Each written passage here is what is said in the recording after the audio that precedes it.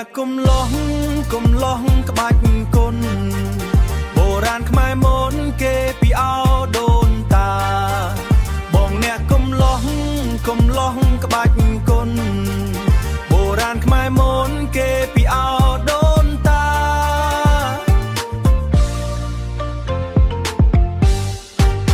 សាក់យន់ដើមទ្រូងទុងដល់ក្នុងស្មាសាក់ពីដើមទ្រូងទុងដល់ក្នុងស្មាយន់គេដូនតាយន់អាទីទេពខ្មែរយើង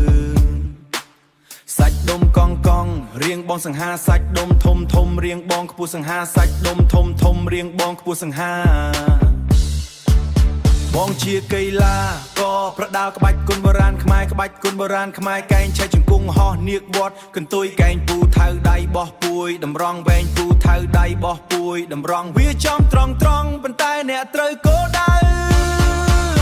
ចូលឆ្នាំថ្មីហើយអោស្រីញញឹមសង្ក្រានមកដល់សប្បាយក្រៃលែងពាក់អាវក្បាច់ផ្ការំដួលរំតាមក្បាច់ភ្លេងកុំលោះគុណខ្មែរលេងរំវងចូលលើកដៃសំពះសេរីសួស្ដីទេវតាចុះមកប្រោះព្រំទឹកដីលេងបោះអង្គុញចោលឈូងជុំគ្នាក្មេងចាស់ប្រុសស្រីសបាយពេញពាក្យក្បាច់គុណក្នុងខ្លួនបងមិនដែលភ្លេចទោះរំសបាយចិត្តនៅតែមុតឈាមអ្នកប្រយុទ្ធការពារគេដូនតាមោទនភាពជាតិខ្ពស់លើមេឃាស្គរដៃទូង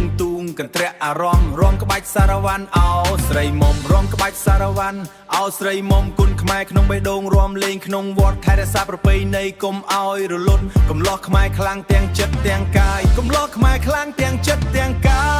យសង្ក្រានឆ្នាំថ្មីសប្បាយ